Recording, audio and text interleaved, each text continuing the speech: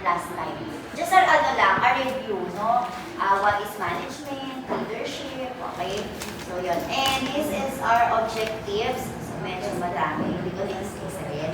Okay, so let's start. So when we talk about management, diba, we're talking about planning, organizing, no? That includes leading, and of course, controlling yung mga resources, no? To be able to achieve, no? Kung ano man yung goal ng isang organization.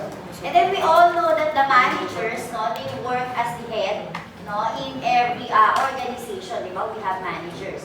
So ano ba yung organization? Organization is a collection of people, okay, who work together and coordinate their actions to achieve a goal, no, for a certain company or a department, di ba? Yan. So, what then now, let's define leadership. So last time na-discuss natin to, and then di ba we have the leadership and the management continuum, no? So leadership is the ability to influence, no, guide and inspire individuals or group of people, no, to achieve a common goal.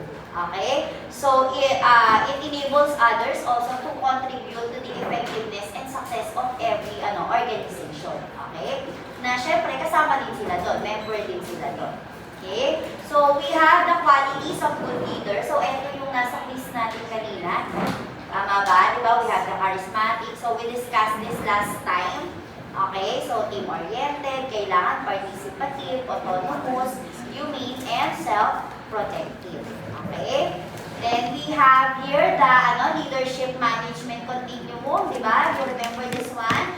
So, yung image na to, no, this is a concept that emphasizes the dynamic and yung overlapping roles ng leadership at saka ng management, no, within the organization. Di ba sabi nga, in the real world scenario, no, minsan daw, nagpo-fall dyan in between, no, kung ano man yung nagiging role, okay, within the organization. Okay, let's review. Sa tingin nyo, anong sagot dito?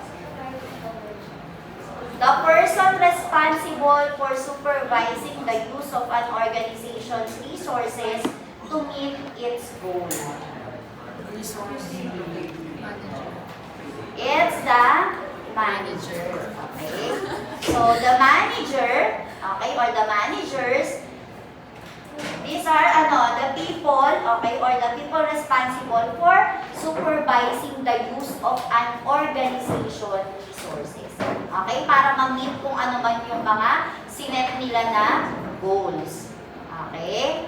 So again, managers are the people responsible for supervising the use of an organization resources. Now, diba sabi nga natin kanina, no, ano ba yung management? So when we say management, no, so it is the planning, organizing, leading, and controlling, okay, of the human and other resources. Okay, to achieve kung ano man yung goal ng isang organization. Okay, so to achieve those organizational goals effectively and efficiently. So ano ba yung mga resources, okay, na gusto natin ma-achieve? Okay, so ano ba yung resources na ginagawan din natin ng plan, ino-organize natin, kino-control, okay? So resources, it includes people, okay? What else? Yung skills, okay? Ano pa? Yung experience, the machinery, okay? Equipments, yung patents, di ba? For every business, no, kapag may patent, yung right nila, di ba? Doon sa, yung nag-grant, na kumbaga exclusive sa kanila yon, kaya nga patented yung mga material or yung invention, no? So, yan. So, yan yung mga resources na sinasabi natin. Okay? And that also includes yung financial, okay, and the customers and employees. Okay? Under the human. Then next, may question there so far. Okay. Then next, we have the performance, of course, of the organization. So, paano ba yung performance? So, it is a measure of how efficiently and effective, okay, effectively managers use yung mga resources na binanggit natin kanina, no, to satisfy the customers and to achieve kung ano man yung goal ng organization. Ngayon, let's differentiate ano ba yung efficiency at saka effectiveness na sinasabi. Okay, so When we say efficiency, ang mini-measure niya yung ano daw, yung, it is a measure of how well or how productively resources are used. Okay? Para ma-achieve yung goal sa organization. Again, it is a measure of how well or how productively resources are used. Okay? While pag sinabi natin effective, ang mini-measure natin doon yung ano, yung appropriateness ng goal. Okay? Di ba para masabing effective, kailangan ano, yung mga goals ma-achieve natin. Okay? Di ba? So, yan o. It is a measure of the appropriateness of the goal an organization is pursuing and the degree to which they are achieved. Di ba? Para masabi natin na effective siya, kailangan ma-achieve natin yung, ano, yung goal. Okay? So, kung ano yung mga goals na sinet within the organization. And I have here the image, no? So, this image shows the relationship, okay, for the level ng efficiency at saka ng effectiveness. Okay? So, kapag ka ba mataas, okay, yung efficiency or mababa yung efficiency, mataas yung effectiveness, mababa, what will happen? Okay? So, eto yon. So, again, sabi natin kanina, yung efficiency, kung how well or how productively resources are used. Tapos, yung effectiveness, yung mini-measure naman natin doon, yung appropriateness ng goal. Okay? So, tignan natin dito. Kapag ka daw low yung efficiency and high yung effectiveness, so, ang nangyayari, the manager chooses the right goals. Okay? Kaya nga, highly effective. So, yung goal, okay, the manager chooses the right goals to pursue. But, ano yung problema? Low yung efficiency niya because, the manager does a poor job of using resources, okay, to achieve kung ano man yung goal. So, what will happen? Ang magiging result daw, a product that the customers want, but that is too expensive, okay, for them to buy, okay? What else? Kapag ka parehong okay, okay, highly efficient siya, tsaka high din yung effectiveness. So, the manager chooses the right goals, okay, to pursue and make good of the used resources. Kaya high parehas, no? And then, what will be the result? Of course, a product that the customers want at a quality and price that they can afford.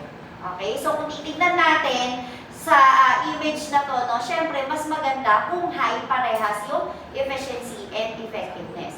What will happen kung mababa yung efficiency, low efficiency, mababa din yung effectiveness? So, the manager chooses the wrong goals to pursue and also makes a poor use of resources. So, low quality na yung product and then hindi pa gusto ng mga customers. Yun yung magiging result niya. What if high yung efficiency natin, mababa naman yung effectiveness? So, the manager chooses inappropriate goals, okay, but makes good use of resources. Okay? So, ang magiging result niya, high yung quality ng product, pero the customers don't want it. Okay? So, yun. So, representation siya ng efficiency and effectiveness. Okay? And then, yan. So, why study management? O, ano ba yung importance? So, sabi, the more efficient and effective use of scarce resources that the organizations make of those resources, the greater daw the relative well-being and prosperity of the people in that society. So, di ba, when an organization, no, ang sinasabi lang dyan, kapag ino-optimize natin or kung paano na-optimize yung paggamit ng mga limited resources, di ba? Kasi nasabi, scarce daw. No? So, it's either through innovation, okay, or better management, okay? So, mag-i-improve daw yung overall well-being ng society. Okay? So, ang mangyayari, the people get more opportunities or better quality goods and services, okay? Kaya, it may lead to prosperity. Okay? Another, it helps people deal with their bosses and co-workers. Of course, it facilitates teamwork at saka motivation within the employee. Okay? And it also opens a path to a well-paying job and a satisfying career. Okay? So, yun yung importance ng management. Diba? It ensures yung efficiency and productivity within the organization. question so far? May tanong kayo, guys? Okay, next. Yan. So, ano naman yung mga managerial tasks, no? So, managers at all levels in the organization perform the 4 essential managerial tasks or yung tinatawag na 4 functions, no, ng manager, no? So, we have the planning, organizing, leading, and controlling. So, eto rin yan. So, these are the 4 functions, no, ng management. Okay? So, again, we have the planning, organizing, leading, and controlling. So, isa-isahin natin yan. Proceed muna tayo with the planning. So, when we say planning, ano ba to? Ano ginagawa pag planning? Nagsiset daw ng ng goals. Okay? And also, under the planning, we determine if, paano natin ma-achieve yung mga goals na yun, no? So, again, under planning, so it is a process of identifying and selecting appropriate organizational goals and the courses of the action. So, basta ang ginagawa dyan, we set goals and we determine kung paano yun ma-achieve. Okay? And then we have different steps in planning process. So, under the planning process, first, okay, you decide which goal the organization will pursue. And then, what course of action, no, yung i-adapt para ma-attain yung goal na yon. And then, you decide how to allocate yung mga resources. Okay? So, sabi sa planning daw, okay, it is a very difficult and complex task, no? Usually, manager ang gumagawa nito, di ba? So, the strategy to adapt is not always immediately clear. And it can be done under uncertainty. Anong ibig sabihin nun? Diba, kapag ka nasa process kasi ng decision making, tsaka kapag nagsiset ng goals, no, hindi kasi natin pwedeng malaman what will happen in the future. Kaya nga may uncertainty, no? Nagkakaroon ng mga unpredictable situation. For example, diba, maraming business ang nalugi nung nag-pandemic. Diba? Hindi naman natin alam na magkakaroon ng pandemic. Okay? So, there is, planning can be done under uncertainty. So, yun yung sinasabi doon. Okay? So, maraming factors. Pwedeng, yun nga, for example, yung pandemic, no, natural events, no? So, hindi natin alam na magkakaroon ng ganon. Okay? It can affect yung planning. Okay? Even the market conditions, di ba? Biglang yung mga inflation, yung okay? So, yung mga ganon. So, may mga factors. So, mahirap daw mag-plan. Okay? Then, next. Di ba, 4 yan? 4 functions ng management or ng manager. We have the planning, again, organizing.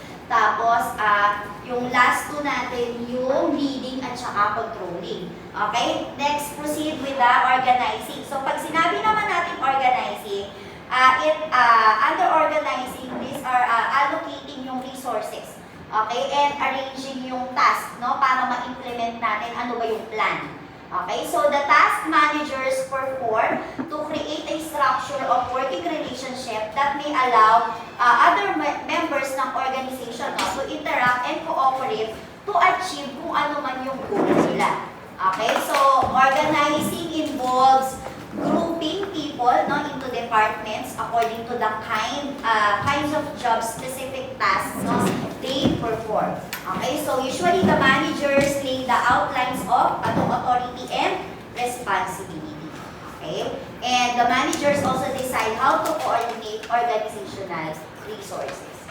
Okay, so when we say organizational structure, okay, so it refers to the system of authority, okay, roles, responsibility, communication, and coordination within the organization. So it defines, no, kung paano ba yung mga tasks at saka yung responsibility, paano siya i-divide. Okay, so depende sa level, just to reach the organizational goal. Okay, so of course, di ba meron tayong organizational structure. Okay, then let's proceed with another one, yung leading. So, okay na tayo sa planning, organizing.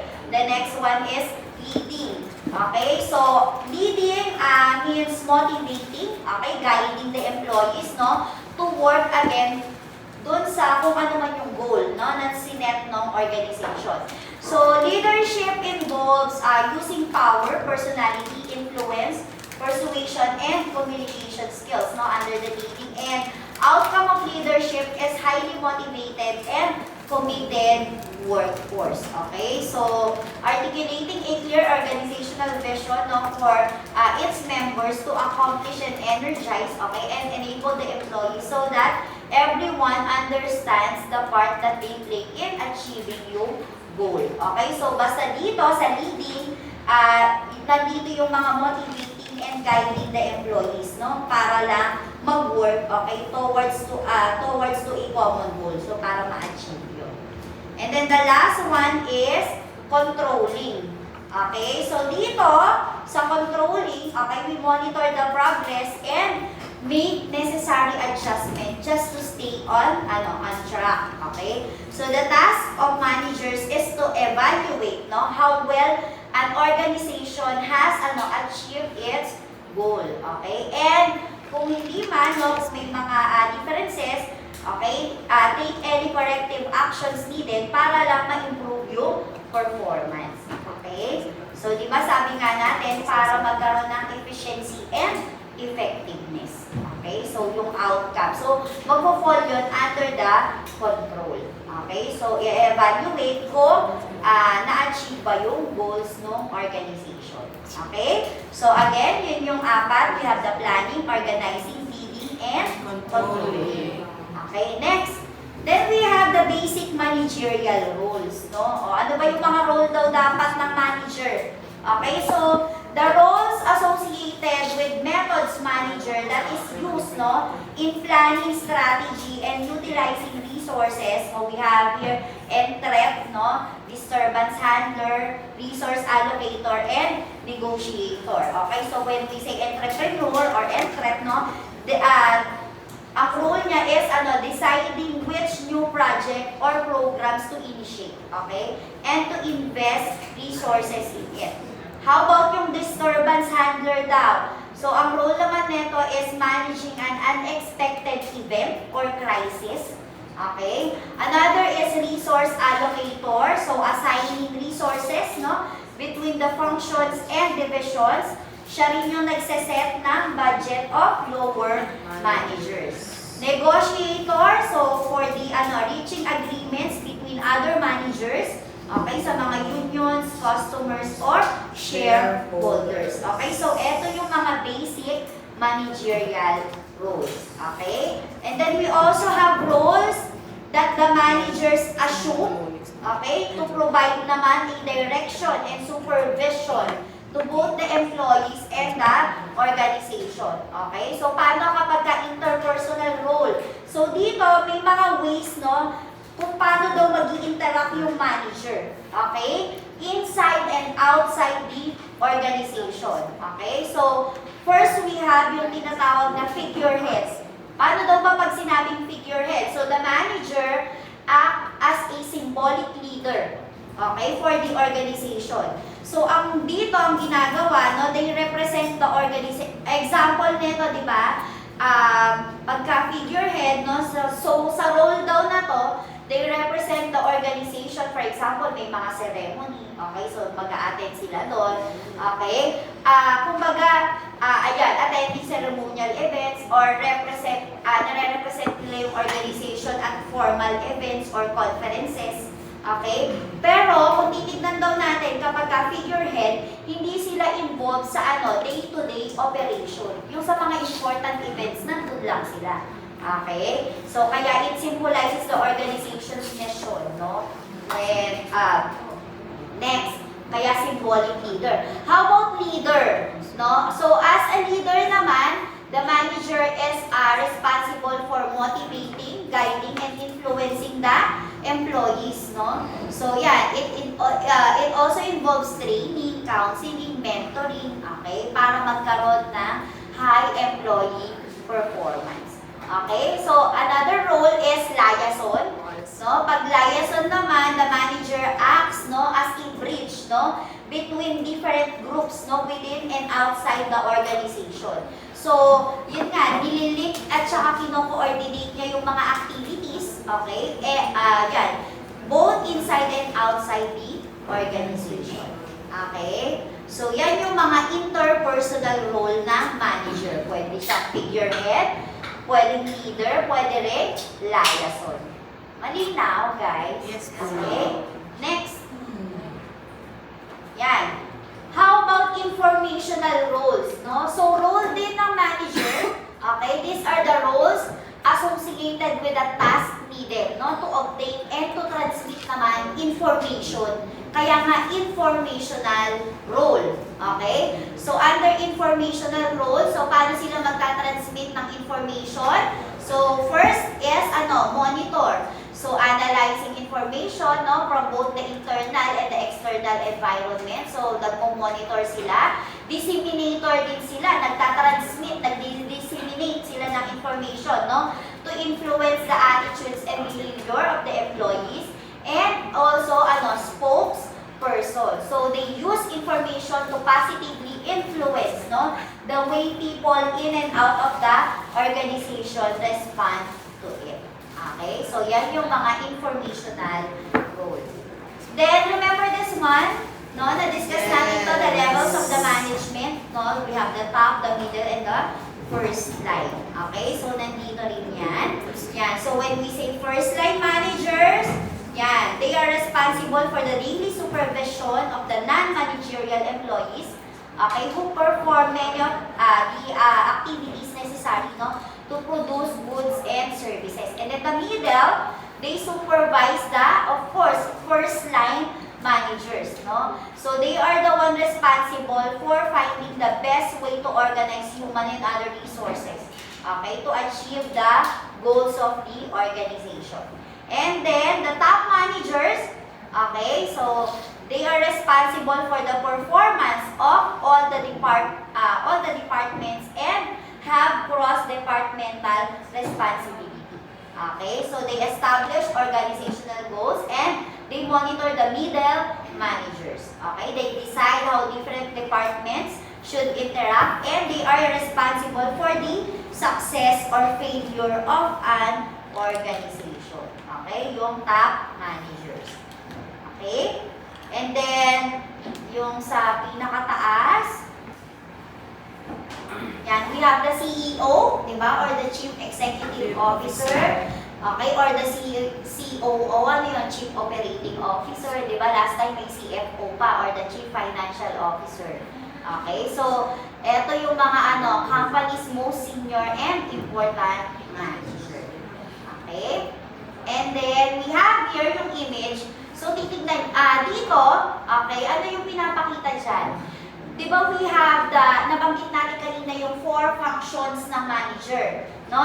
Yung functions nila in terms of planning, organizing, leading, and controlling. So kung titignan nyo rito, and then na-differentiate natin kung sino ba yung mga top, middle, at saka first line manager. Kung titignan nyo, okay, yung planning more on the top managers, di ba? And then, the first line managers, they are responsible more on leading, di ba? Ng mga tauhan, di ba? Ng staff, no? Within the organization.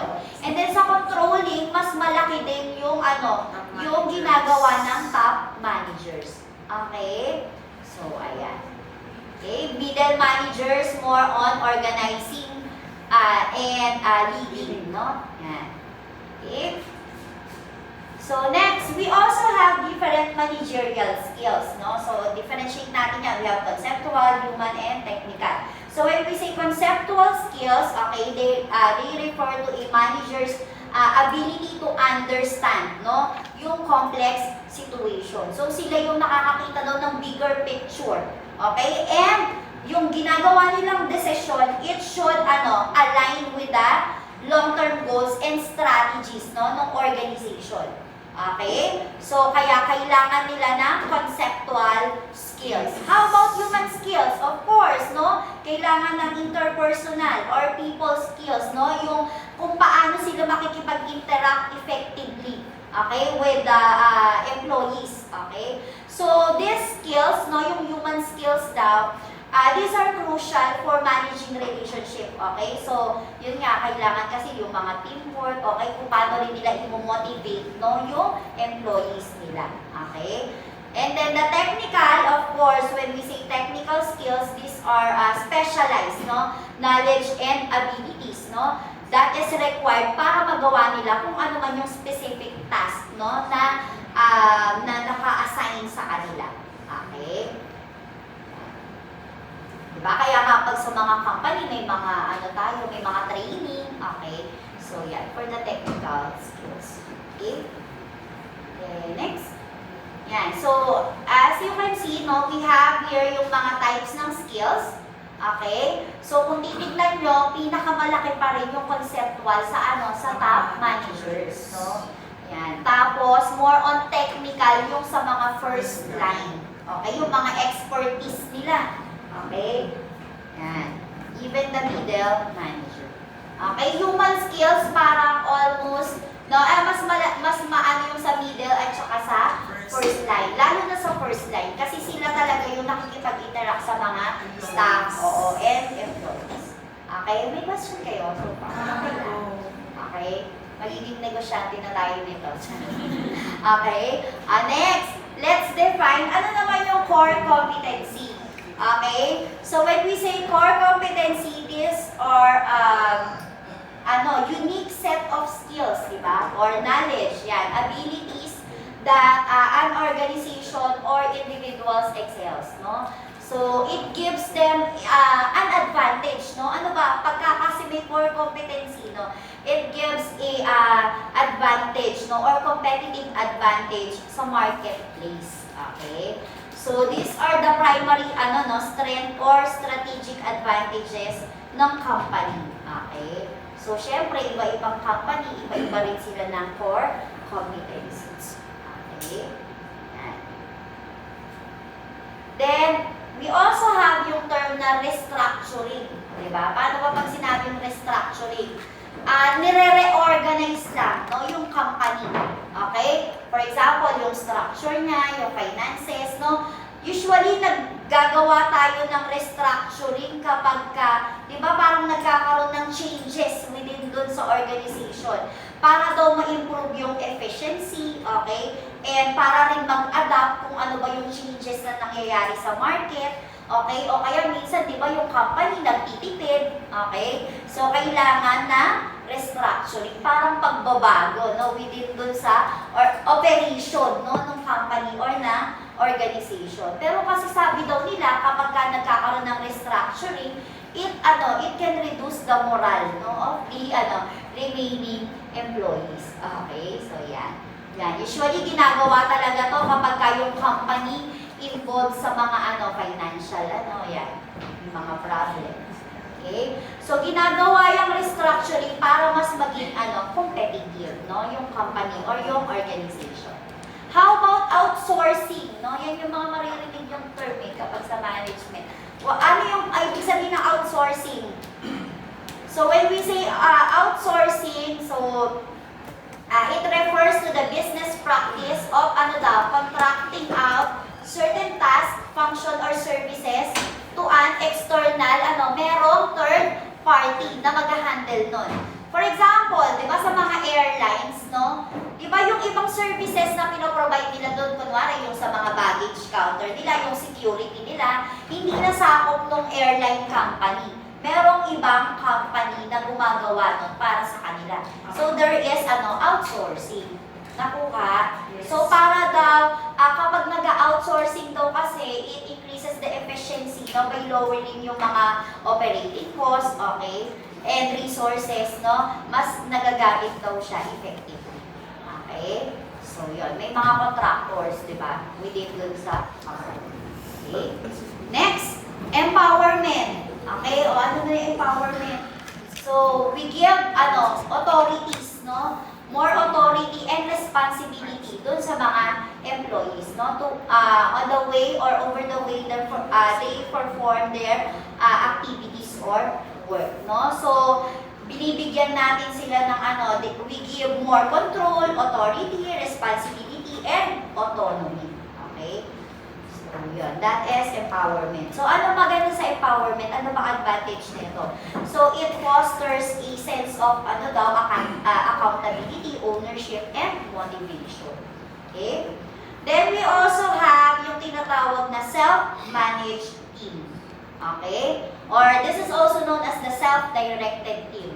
So, these are groups of employees who are given the authority, okay, responsibility and autonomy to manage their own work process, okay, to make decision and complete the task, no, without the need of direct supervision from the manager, okay, or from any other managerial, okay.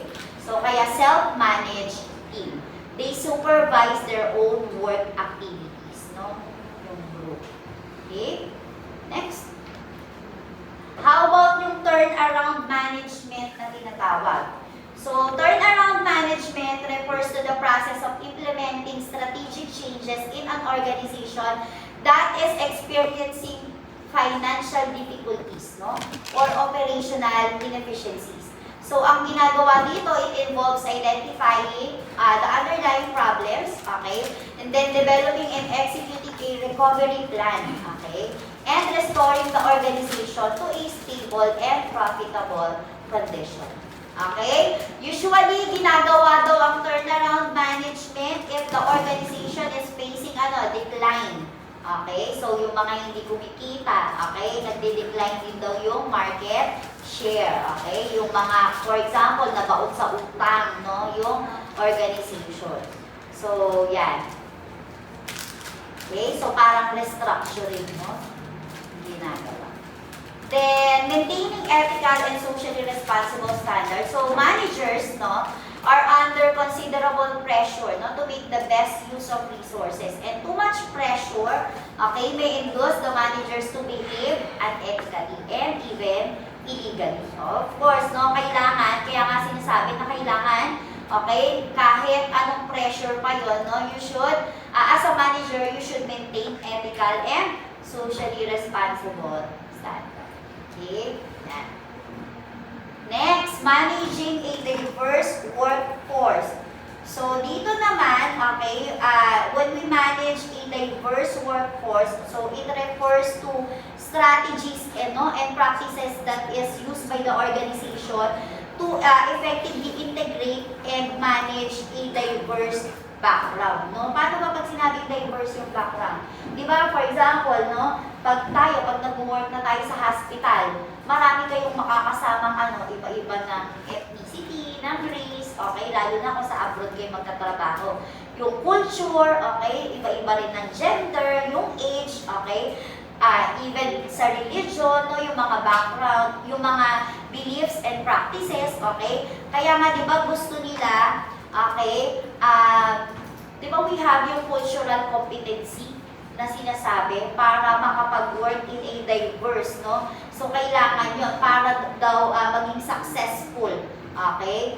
Yung, no, kasi lalo na daw ngayon, no, nagiging, the organizations, no, are becoming, increasingly diverse, okay? Ayun nga, kasi nga marami ng employees na iba-iba yung ethnicity, culture, okay, sexual orientation, religion, okay? So, to create a highly trained and motivated workforce, managers must establish HR procedures that are legal, fair, and walang dapat discrimination, no, against any organizational member para masabi na diverse, no? Okay, so yun.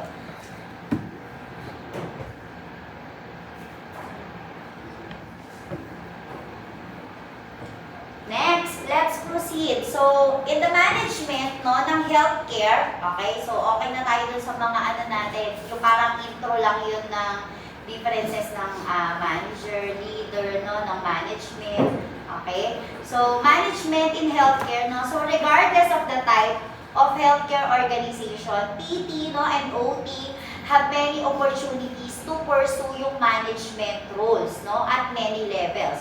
Or they may assume managerial roles, no, sa business, no, kung magtatayo kayo ng clinic, di di ba, ng rehab, no, someday yan. So, although many upper-level managers and some mid-level managers may start their careers, no, directly into this position, some of them are, patient care providers, okay, who work their way up to the corporate, who work their way up the corporate healthcare ladder. Okay, so dito, didiscuss natin, paano daw ba yung transition? Okay, kasi di ba from patient care, biglang paano kung bibigyan na ng managerial role, kung gagawing manager. Okay, so we have different transitions from patient care to management. Okay, so paano daw ba yung transition na yon? So we have 4, no, and these are identified by Lombardi, no. So first is yung self-direction to selfless service. Okay, so ano lang ibig sabihin nito? So self-direction to selfless service refers to the transformation, no, or journey from being focused, no, primarily sa personal goal and ambitions, kaya self-direction, to adopting a mindset of serving others without expecting anything in return, kaya selfless service.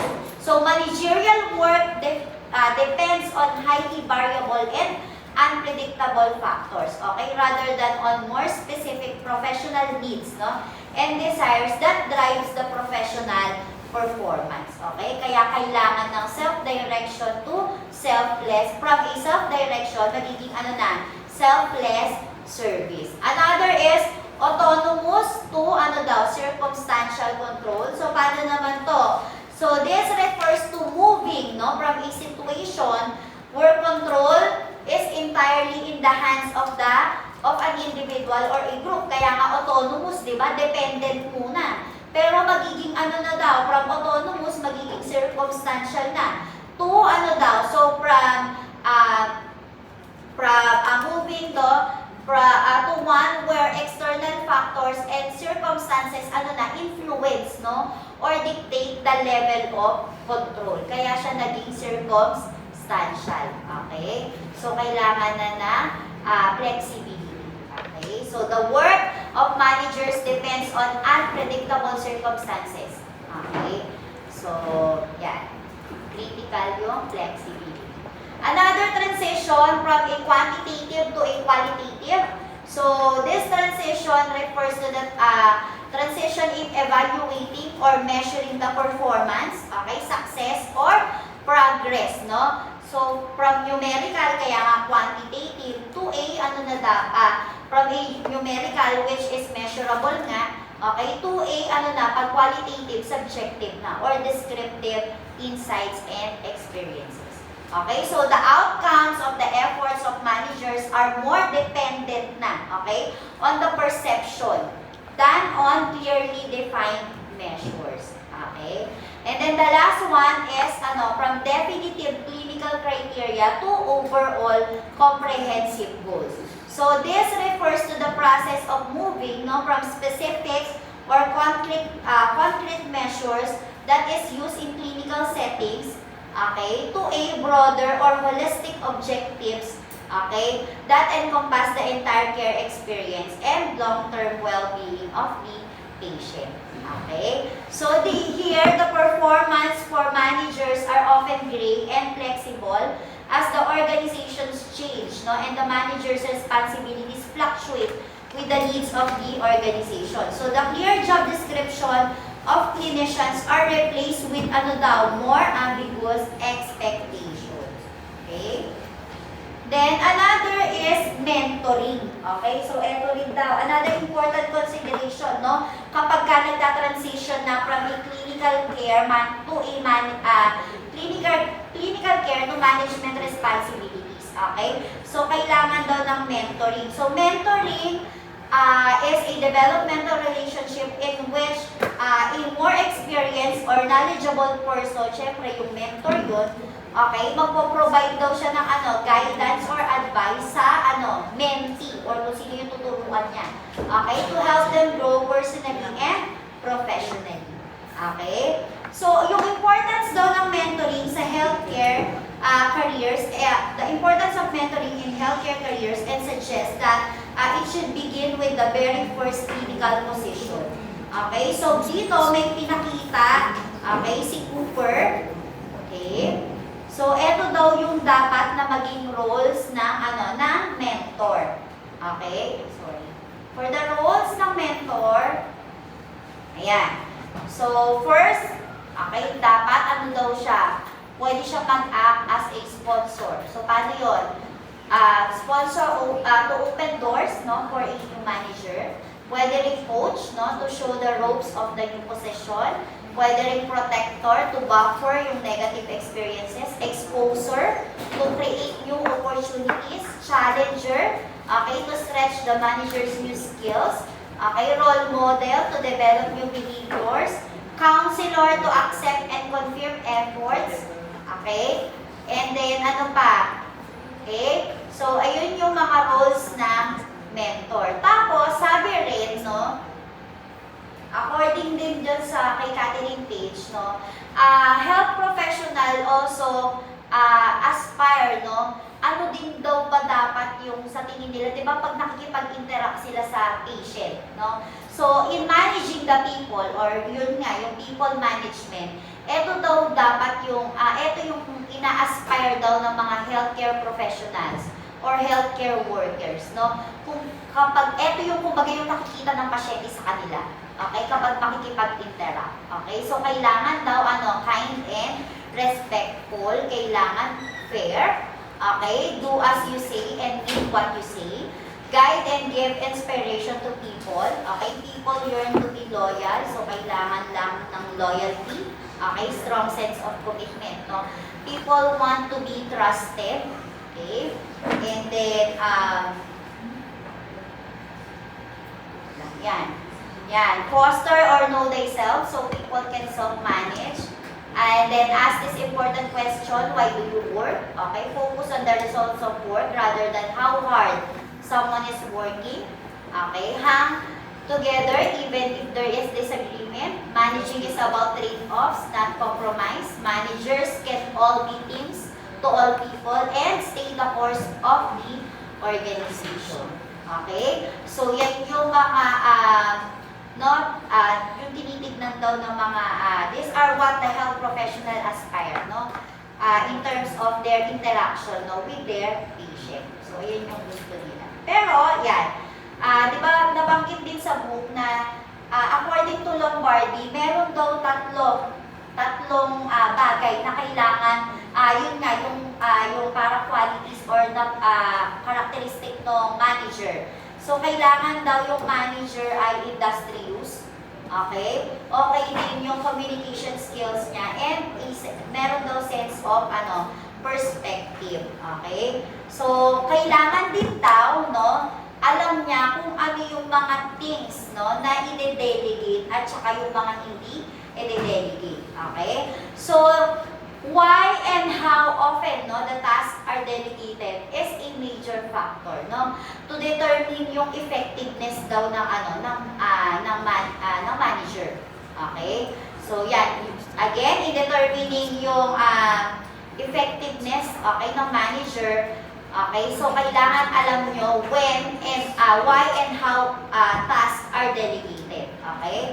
So eto yon, we have here, no, the things to delegate and not to delegate. So, ano daw ba yung mga dinidelegate lang? Delegate when all necessary information is available, okay, for the task to be delegated. Delegate when the responsibilities are more about operations. Di ba yung iba kasi, no, trabaho na ng manager, binibigay sa sa employee. Okay, so kailangan, as a manager, magde-delegate ka lang ng responsibility kapag okay, more on operations, kung ano lang talaga yung trabaho ng mga tao mo. Hindi yung pati din daw yung planning tsaka organizing, i-delegate mo rin sa sa employees. Okay? Others delegate when others are more, of course, qualified. Kung alam nyo na kaya nila, kung meron silang necessary skills, no, na sa tingin nyo mas kaya nila kumpara sa strength na meron kayo. Okay? And then delegate when responsibilities can be provided that allow people to grow and challenge them. Okay? Another, Delegate when assignments require evaluation, of course, and recommendations, no? So, para din para ma-assess nyo, di ba, yung employee. Delegate when the tasks are more routine requiring, okay? Only minor decisions, okay? Delegate when there are clear job descriptions and work expectations. And delegate when a follow-up plan upon completion is in place. Ngayon, kailan daw hindi magde-delegate? Do not delegate when the team needs leadership in determining priorities and of course in setting goals. Trabaho mo na yun, di ba, as a manager. Do not delegate when the task involves planning, yun nga yung binanggit ko kanina, and solving new problems, no? Okay, problema ng company, no? Ikaw ipapasolve mo sa sa employees. 'Di ba? Problema ng manager 'yon. Okay, trabaho niya 'yon. So do not delegate when the task is developing teams, and do not delegate when coaching and motivating are needed, of course, no? Do not delegate when evaluating performance of the subordinates, no? Or do not delegate when rewarding or disciplining personnel. Do not delegate when the assignment was given directly to you. Okay, to complete, pinamamasa ng trabaho, no? Do not delegate when the work had already been assigned to someone else. Okay? So, do not overlap the assignments. Okay? So, malinaw tayo. May question kayo so far? Okay, next.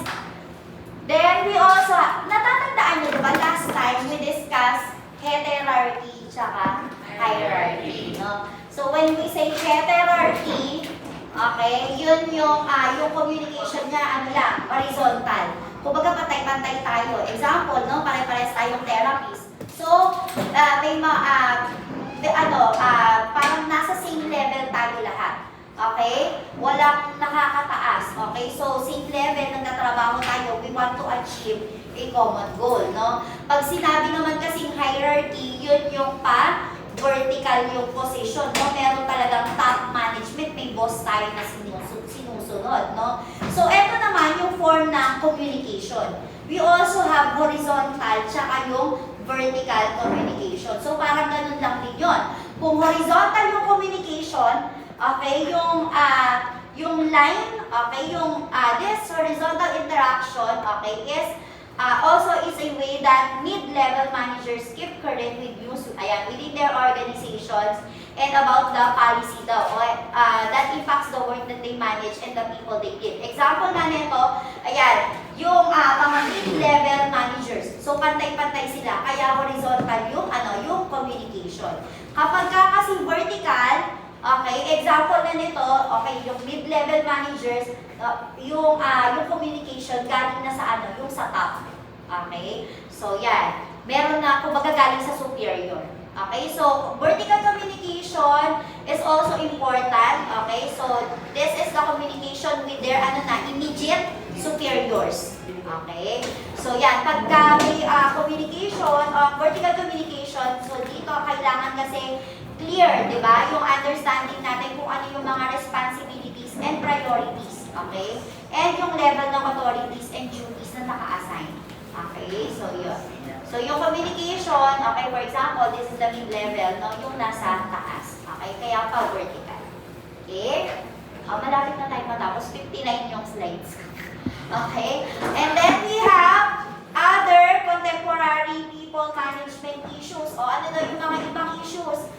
First, we have the nature of the workforce diversity, the racial and the ethnic diversity, and generation gap. O yung ano pa yung mga issue sa management.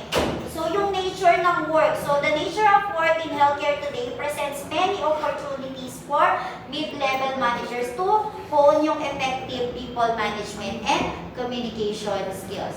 Another is yung diversity, o nabanggit natin ito kanina, di ba? Nagkakaroon daw ng issue sa diversity.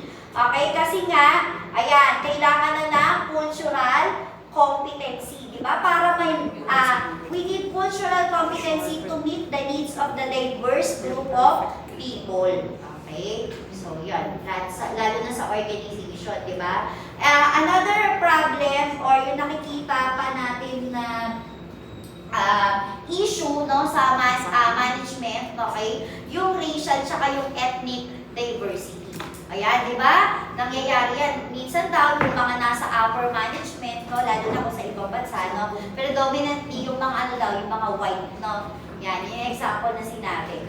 Okay? And then, ano pa, yung generation gaps, no? So, another source of diversity for consideration is the diversity of different generation ng workers. So, controversial yun. Okay? Yan. So, yan yung mga issue. No? And then, this slide, the last one, we have here yung components ng healthcare organization. Okay, so we have the manager, the patient, the clients, administrators, shareholders, and stakeholders. So, eto na yung i-discuss ko next meeting. Okay? Yung brief discussion, yung ano neto, mas detailed discussion. Okay? So, that ends management in healthcare. Do you have any questions? So, medyo marami yung quiz natin next meeting. Siguro mga 20 items. Okay? So, just review the PowerPoint, not ng slides. Okay? Isa-send ko na lang to sa GC. Okay? Tapos, yung activity ulit na gagawin nyo, isa-send ko na lang din sa GC. Okay? Na next Friday. Okay? Do you have any questions? Thank you, ma'am. Okay?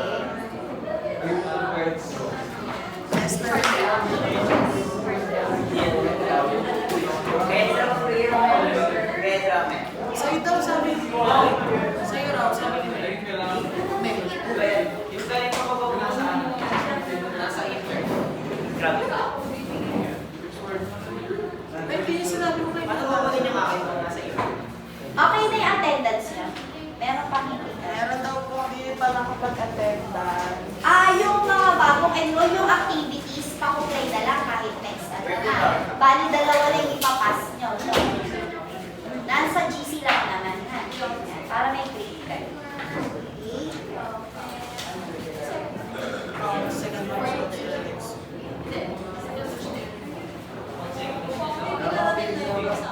Ulit ako niyan. Ibig sa ulit. Ako na siya yung Bye for I buy. Bye, guys. Okay, son. Ha?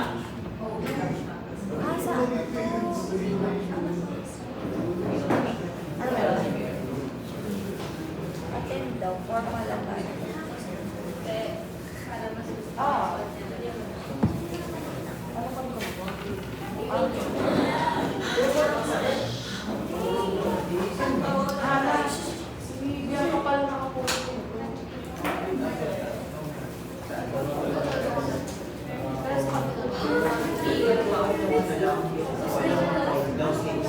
Sige,